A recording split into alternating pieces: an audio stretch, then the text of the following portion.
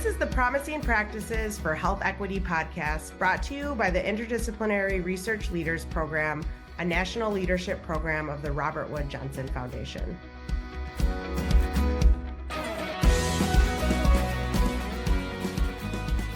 Hello, and welcome back to Promising Practices for Health Equity, the podcast created by the Interdisciplinary Research Leaders Program, affectionately known as IRL.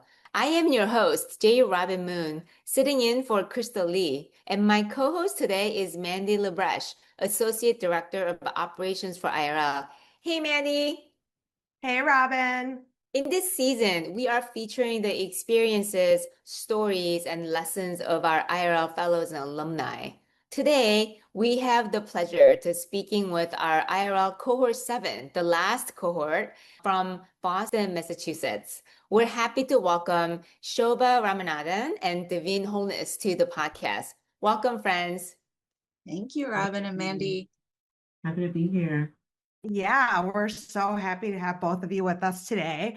And before we ask you to tell us a little bit about yourself and your work, we invite you to engage with us in one of our signature IRL promising practices, which is checking in with each other. One of our core beliefs is that nurturing personal relationships is key to building communities that collaborate effectively in our work towards health equity. So at the beginning of all of our meetings, we do a quick check-in to help us continuously build connections in our beloved community. So our check-in question for today is, if you could have any other job, what would it be? And I can kick us off while all of you think about it. I always say that if I wasn't working in public health, that my dream job would be to be a Phy Ed teacher. And all my friends and family kind of laugh because they're like, for a dream job, that is very attainable. But I just feel like I didn't go down that track in college. And I actually did look into it, like going back, like if there's some kind of like accelerated master's degree I could get to teach Phy Ed. And it was really like, I couldn't find anything. Like they used to have certain programs for people without an education background, but they don't have those programs anymore. I did look into it during the heart of the pandemic. So yeah, I think I would want to be a Phy Ed teacher. I just love like kids and young people. I love movement. I'm super into sports and activities that get your body moving, whether it's like just recreationally or super competitively. So I think I would like that if I wasn't doing this. Physical education, is that what Phy Ed is short for? Yeah, physical Okay, education. I was like, finance education? Yeah, okay. or gym teacher. Gotcha. Thank you. I'll toss it to you, Robin. Thanks, Mandy. You would have been a great teacher. I already know it. It's not too late. I'm an immigrant who started high school in this country, and I went to undergraduate where it was a very much like a classical studies kind of school. So I didn't know that architecture could be a major. If I were to do it all over again, I think I definitely would have studied architecture and urban planning, like a civil engineering, maybe one or the other, to like build and rebuild cities like ground up. There's so many places that need it right now. And there are also many rural, smaller villages, like anywhere, including in the mountains and, the seaside. I would love to be building that. I think that might be a little too late to become that, but there are things I can do to be part of that. But yeah, that's what I think about. I'll toss it to Davine. Okay, if I could have any other job, I would be a star on Broadway. If I need to ground it in reality, then I would teach like children's theater. But if we're not basing this in reality, I would be a star on Broadway. I would be playing Joanne in Rent, which would still be Lovely. I love that. I'm obsessed with Seasons of Love and I'm singing it all the time up in here. So I have been saying this for years, that if I had another job, I would have an aromatherapy shop on a beach. And I think now I'm going to add crafts to it. So aromatherapy and, space for people to come and be creative and on a beach. That's me.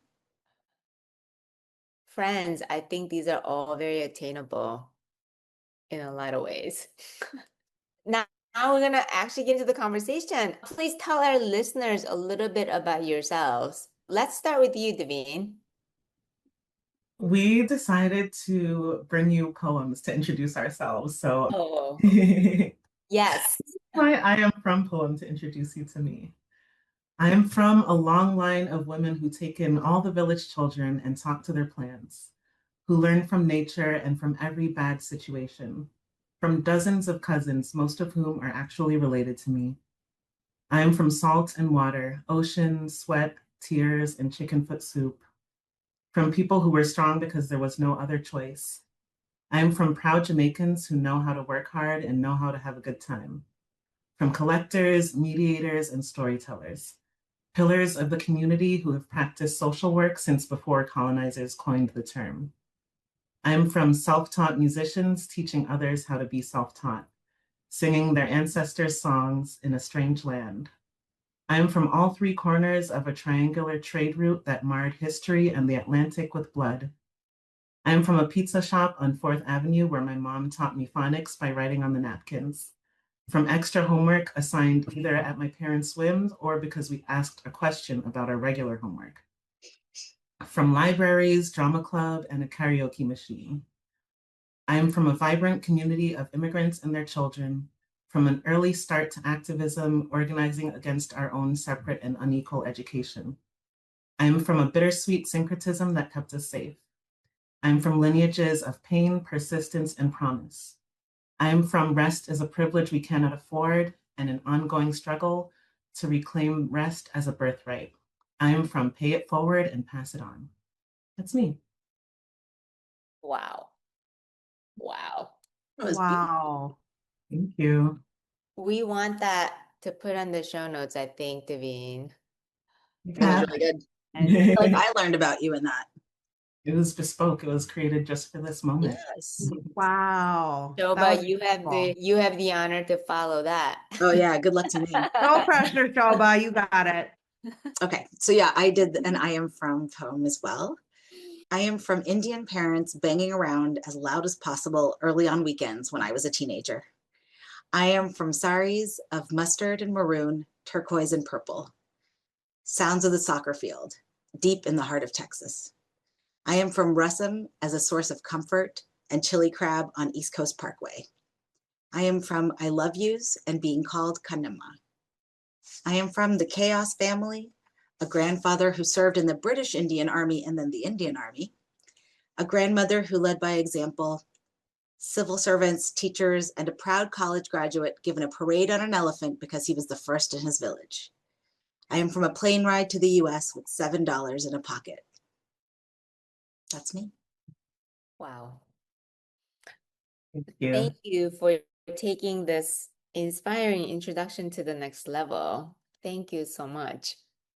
Yeah, those were beautiful. What a great idea as a way to introduce yourself. Wow. We did it at a workshop recently, and we set a record of making people cry in a workshop as quickly as anyone had before, because people really opened up and sort of set the stage for really engaging all day.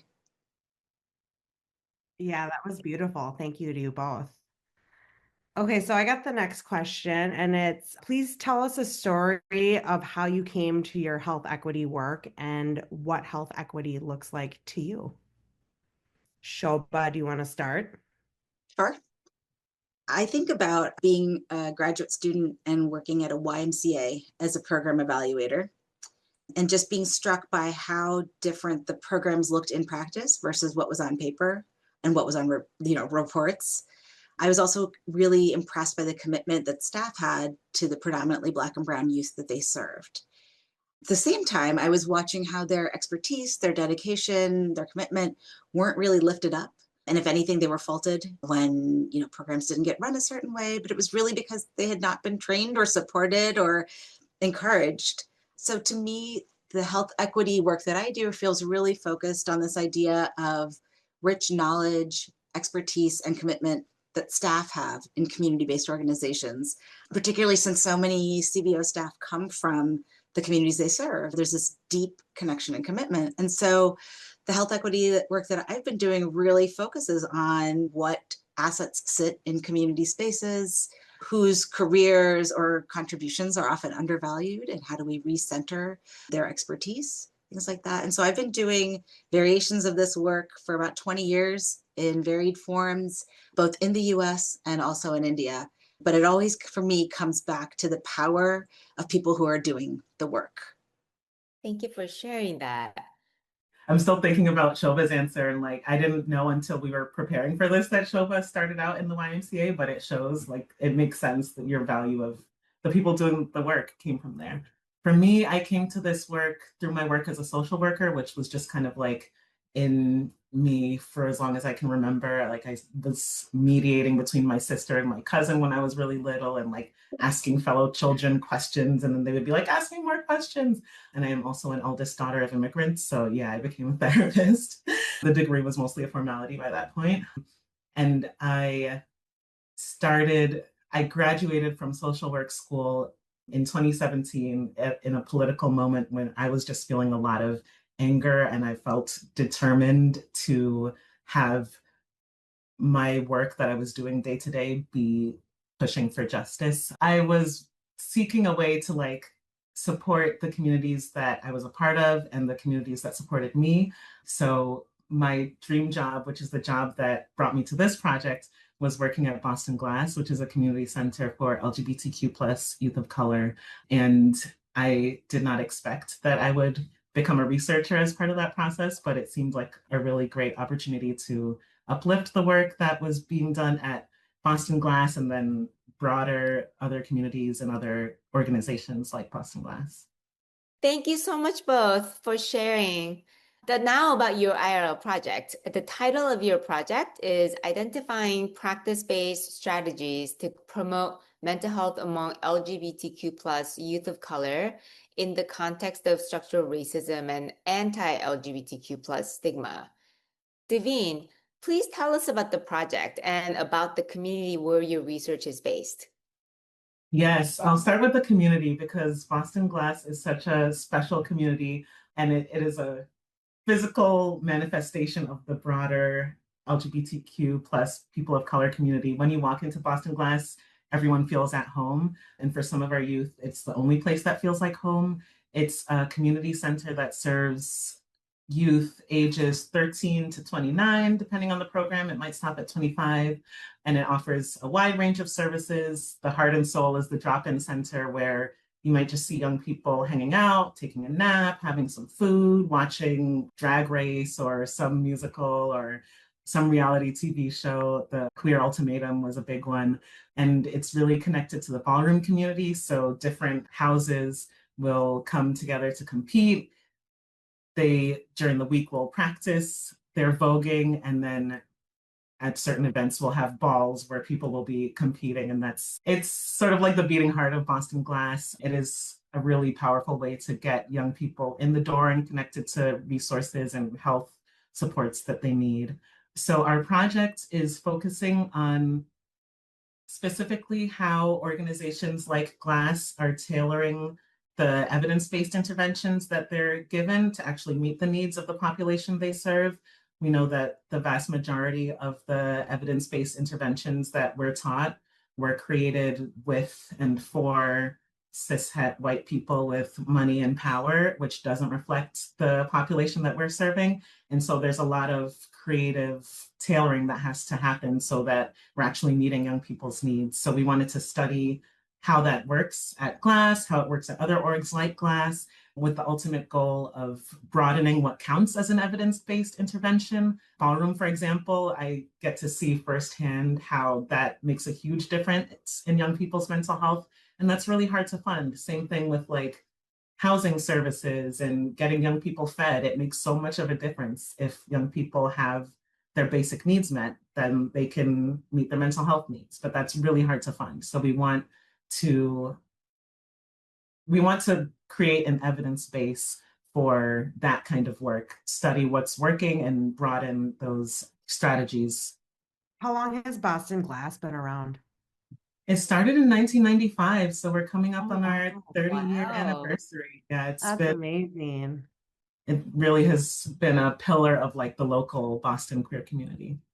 Okay, next question is, ooh, this one's kind of open-ended and kind of broad, so I'm curious how you two will interpret. How would you describe your experience with IRL? So I was first introduced to IRL when I was invited to lead a couple of workshops. So I got to come in and hear about all these amazing projects, see these wonderful groups of community and university-based researchers, and just, I don't know, enjoy the spirit of IRL.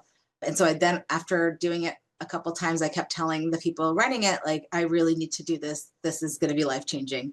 And every year the call would come out and it wouldn't be a fit because I don't do work in environmental justice. I don't do work in fatherhood, whatever it is. Finally, a call came out that did fit. And so, yeah, I think I was already sold well before I walked in on the first official day. And I think of IRL as really being life-changing, career-changing, and personally life-changing. I haven't been in a space that is so centered on impact, so centered on community, yeah, in this way. I think there's just something about the emphasis on community, and that can be defined in so many different ways, right? And that's the beauty of it. But centering the range of communities that we all are existing in, contributing to, avoiding harm of.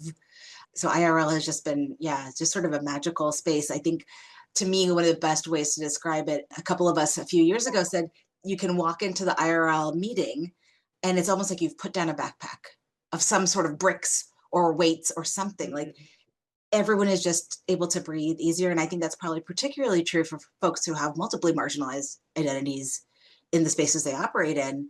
But that ability to just kind of put that down and be with other people, and not that it always goes smoothly. I think that's the other thing, right? It's not that everyone's being so polite that it always goes smoothly, but there is space for people to learn and to do better and be better. So there's a safety in that I think also allows people to grow more than if you have to be so careful and, sort of walking on eggshells. And then lastly, I would just say nobody has swag like IRL. I think I even have one of my mugs here today. I think it's Mandy. Thank you, Mandy. You've done right by us. Sophisticated designs and I don't know. Do you have the t-shirt though, Shoba?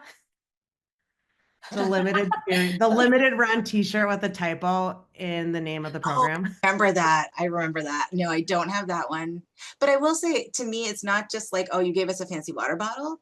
Like, to me, that has such warm sentiment attached to it. Mm-hmm. But it's also the care, right? Like, it's that kind of thing, like creating an environment of care that I've certainly started to take into a lot of different spaces in my work. Even the work that Davine, well, we'll get into it, but the work that we had planned for a future grant, like really centered on how do we build a space that's like IRL.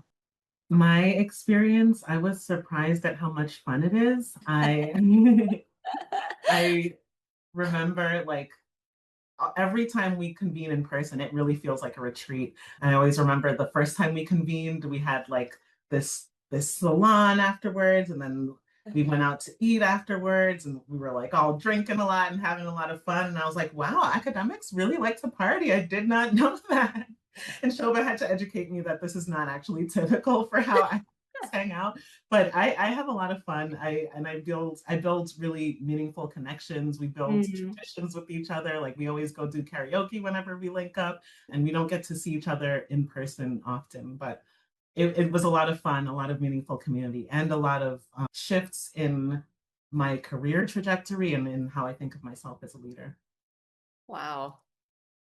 I love these words we're hearing. Thank you so much. As a program staff, I remember reviewing your application, and you applied on the structural racism as the project, but your project really stood out to me among few others as the one that deals with intersectionality, which cannot be easy. And we in our circle, if you will, might know what that means, intersectionality. But I think that is also still an underappreciated area of not just research, community work as well. So we're very curious to know. Tell us about the promising practice or multiple practices that in your work of intersectionality that have emerged from your IRL project?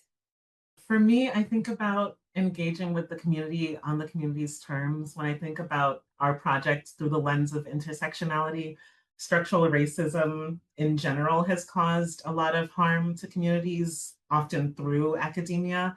And then when you add on the LGBTQ plus community, that's another community that has been systematically either neglected or harmed by academia. And so we wanted to be very thoughtful about engaging with the community and not taking an extractive approach and not causing harm, and really respecting any apprehension that might come.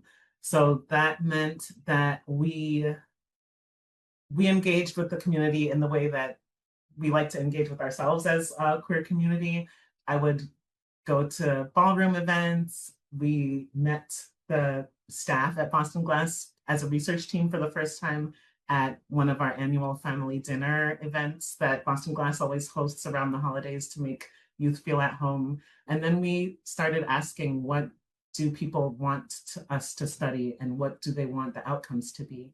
So we asked staff members and some peer leaders who are young people who are also staff members, what should we research? What problems do you want this research to solve? What outcomes do you want to see? How should we ask you these questions? Like, what do you want to do? Interviews? Do you want to use your creativity? What would be really helpful? So when I think of a promising practice from this, I think about like really putting the community first, being accountable to the community in terms of what they want to see. And that has really shaped every aspect of our project. And that is part of how we know our project is actually going to be helpful to the community, because it's what they asked for. Thank you. And Shoba, do you have anything to add to that? Yeah, I think, when Davine, when you were talking, it made me think of one of the most important, in my mind, promising practices from this work has been you having a role as an equal co-researcher, but also being a staff member at Glass when we started, and being a member of the community that, of which youth are served. And I think, I've been doing community engaged research for, 18 years. And I have to say, one of my biggest worries is always, are we overstepping? Are we doing something inadvertently that will cause harm? Something like that. And I just feel like there's a built-in protection if you have somebody who just knows that world and is of the world. And I think especially for us, since you're that trusted practice person, it just allowed us to be more confident in what we were doing, because we had, not that you can speak for everybody, but you can at least like start to vet. And then also people would feel open to say, hey, Davine, we're not good with this. And I think that to me really was different, because in most projects that I've been part of, the academic team has more resources. They typically have more decision-making power, all these different things. Whereas this was set up of, we are all equal partners in this. And if it's a no-go for anybody, it's a no-go. And maybe that's also one of the promising practices I know you and I had talked about, Davine, is this idea of taking time to just be like, who are you? How do you work? How do you communicate?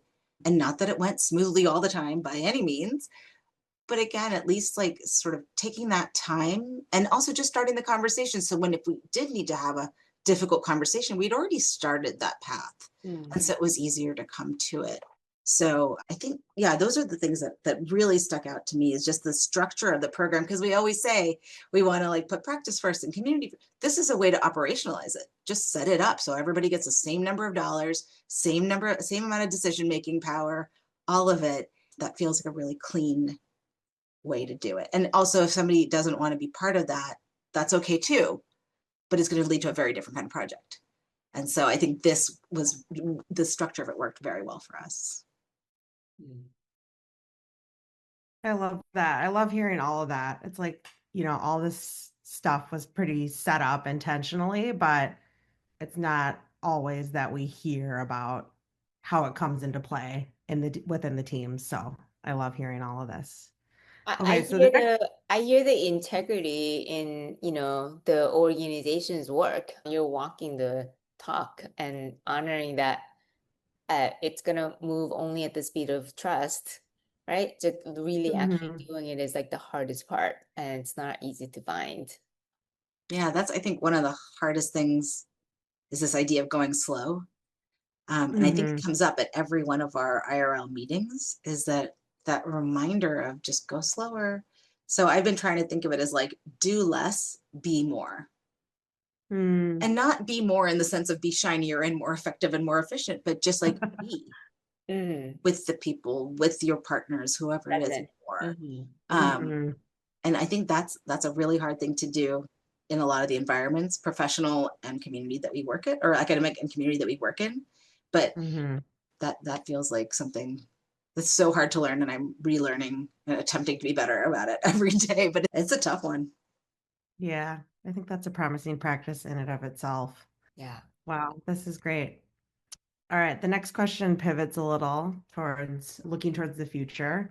So, for both of you, what do you think are some of your next steps? And how do you see the lessons you've learned being applied in the work towards health equity for all as you move forward?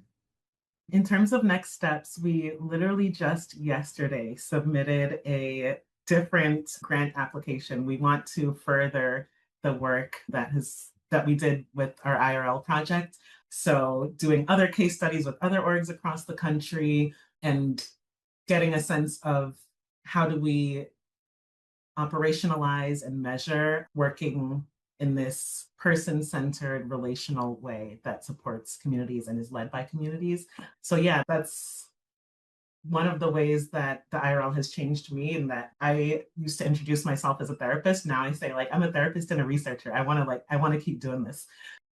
I really appreciate that as a function of the design of IRL and as a function of the culture of Boston Glass, we have remained committed to serving LGBTQ plus youth of color by serving the LGBTQ plus staff of color that are working at these orgs. And so that has meant that our project shifted a lot. That means that this scrappiness and resilience that the community has, because we've had to, has shifted the way that our project looks. So our project has changed shape a bunch. The challenges that Boston Glass is facing has changed a bunch, particularly in the current political climate. Glass is being defunded. And so we have this strategy of like putting the needs of the community first, no matter what the funders want, no matter what like the traditional academic institutions want. We're here to serve the community first and foremost. And so this like scrappiness and willingness to pivot, I think, is going to be baked into all of our future work together. Yeah, I think as part of our next steps, as Davine said, we just put in this application yesterday, fingers crossed. But, we actually already had a funded grant together that was part of a larger center at Harvard that got terminated by the federal government. And so, I think revising bits and pieces of that as well, because what we wanted to do is create an opportunity for a larger group to be part of this tent of community engaged, social justice focused researchers. So I think that's also going to be part of it, is sort of like making it available and accessible to others who also want to be working in this way to whatever extent feels appropriate and available to them. But the idea that making that through line a little easier for them to see how their work can and should advance social justice, I think feels like a really important part of what we can do together. Yeah, so I think the IRL experience has kind of put us on a really nice path to thinking about broadening the tent, but then also serving Boston Glass. Part of our current project is thinking about, where are there opportunities for Glass to generate revenue as a function of some of the work that we're doing.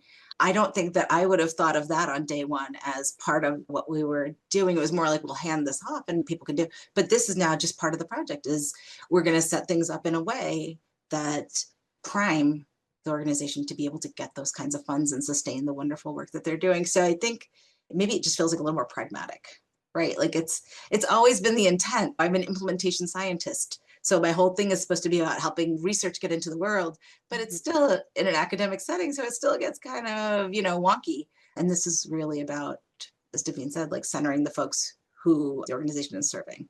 And I think that's been a really nice shift. And I'm really glad that we got Davine hooked on research. I didn't see it coming. I think that's another promising practice. And I do want to also comment for those listeners or watchers who are looking at our podcast, the YouTube podcast, you can see this. You both look very bright and airy and happy when you talk about this work and about each other. I can see it visually, and I appreciate that. Moving on to the next question. One of the core beliefs of this podcast team is summed up in the words of Octavia Butler when she says, all that you touch, you change. All that you change, changes you. Will each of you please tell us briefly how IRL, our beloved community, has changed you? And how do you think you've changed the program and your community in return? So for me, IRL sort of has given me a wider set of options in terms of thinking about how I can create change. Especially the idea of like small, local, accumulating change. I think that feels really doable. And especially at this moment, it feels sanity preserving to feel like you can do these other things. I think from day one, we've been talking about what it means to build outside systems that don't serve us. And I think IRL has made it a little bit more concrete about what that actually means. Like, it sounds great, but like, what do you do? And I think now, like in these groups, like we're really thinking about like these kinds of structures. And then for me, I think the last thing is like sort of this idea of being able to directly connect my values with my professional actions and knowing how to make them match more effectively. I think it's a lifelong project, but that's been really nice. And then Davine and I both had the reaction of, well, I don't know how I changed anything. Like, that feels really weird to talk about. So we decided that I would tell how Davine has changed IRL, and then she'll do the same. So for me, and I think you actually saw it on the call earlier, one of the biggest impacts I think Davine has had on IRL are her thoughtful questions and the language that she uses to help people think about alternatives without feeling defensive. And I'm sure part of it is your social worker training, but part of it is just you. And so one of my favorite examples is Davine started asking, you know, in our weekly calls in the Zoom chat, would often be saying, okay, literacy moment, what does this word mean? And earlier today, Mandy, when you were talking about Phi Ed, I didn't know what that was either. I've heard physical education, phys ed, all kinds of other things, but never Phi Ed. Anyway, I could see Davine about to ask for a literacy moment, and then you said something that made it clear what it was. But I think, again, just like that, normalizing the fact that like we accidentally use a lot of jargon, or we make assumptions of what folks do and don't know. And there's no shame in being like, don't know what you're talking about. I mean, Davine uses therapy words all the time. I don't know what she's talking about, so I can just ask her. But I think that just bringing that routinely in also made it feel like the space was not for academics or community partners, or it's just for all of us. So I think that's a really nice contribution. You know, Mandy did that just for you to make that point of demonstration. Thank you, Mandy. That's so kind. You made up a word just for that. I did. No, but I appreciate that gift in you, Davine, of being able to just question something is, because like we've all been in situations where you're in a group and someone's talking about something and you have no idea what they're talking about, but you're like, everyone else seems to know, so I'm not gonna ask or not gonna say anything. But I mean, that doesn't put you at an advantage. So if you don't know what's being talked about, so I appreciate that. I think that the IRL has really changed how I think about myself. I have often, I remember often being told, like, be a leader, not a follower. And I was like, but why? Like, I don't want to. But it provided this opportunity for me to see myself as a leader, not in like this dominating, brash kind of way, but like leading by example, like leading by having the courage to ask questions, leading by connecting my community to resources, leading by questioning things that need to be changed, or like inviting people into thinking of alternatives. So that it has empowered me to speak about myself as a leader in different contexts. And that's been helpful for me in various areas of my life. Shoba, I feel like you bring this element to every space that we're in, especially in person, where whatever we're talking about, you're gonna like make it personal. Like people will be presenting to us on a panel and you'll ask this really thoughtful question that really connects us to the humanity of what's being done. And also, like, I appreciate the way that you have invited the group at large into action. We were at an IRL convening when we got word that the federal government was pulling financial support from Harvard. And we weren't really talking about that exactly, but you were like, hey, this is what's going on in my world. It's relevant to the social justice work that we're doing. And it was so cool for me to watch all these academics switch from theorizing to practice, where people were like ready to step in, seeing somebody that they had a relationship with who was losing resources, ready to act, ready to like come together and build something different, ready to think outside the box and think outside the current systems of how are we going to keep moving this work forward. So that's the way that I think you've changed this community. You two are so creative. I mean, the intros, and then I loved how you just did that with that question. Creative, obstinate, whatever. Creative. Thank you. All right. Final question is, working towards equity and against systems of oppression can take its toll. Can you each please share with our listeners how you engage in self-care as you do this difficult and important work? For me, it's music and birds. I have a lot of tailored playlists. I've been listening to my playlist of songs that make me happy.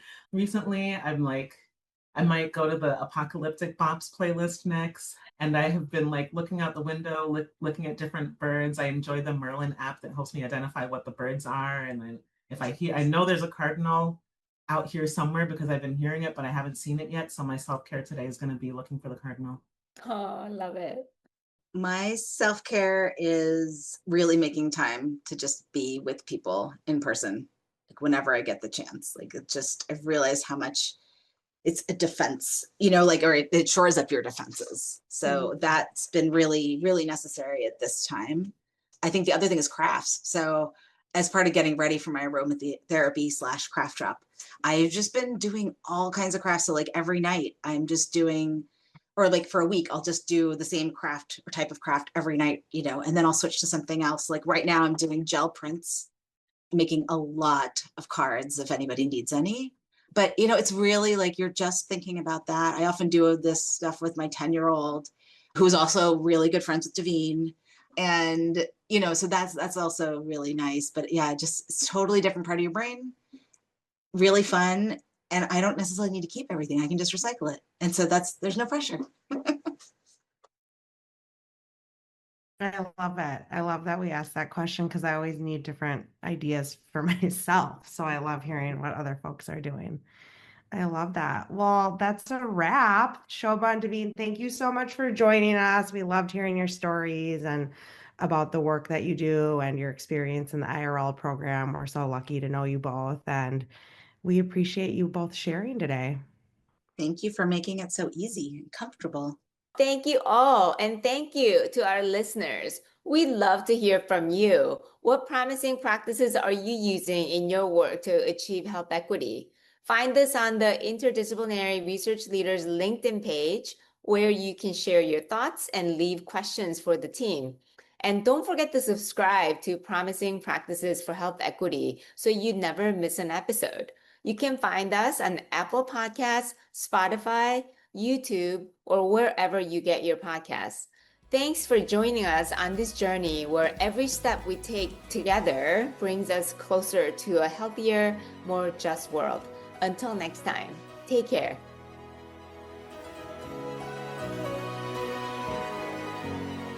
Promising Practices for Health Equity is produced by the Interdisciplinary Research Leaders Program, a national leadership program of the Robert Wood Johnson Foundation. A special thanks to our guests, our production team at Studio Americana, and to you, our listeners, for being a part of this important conversation.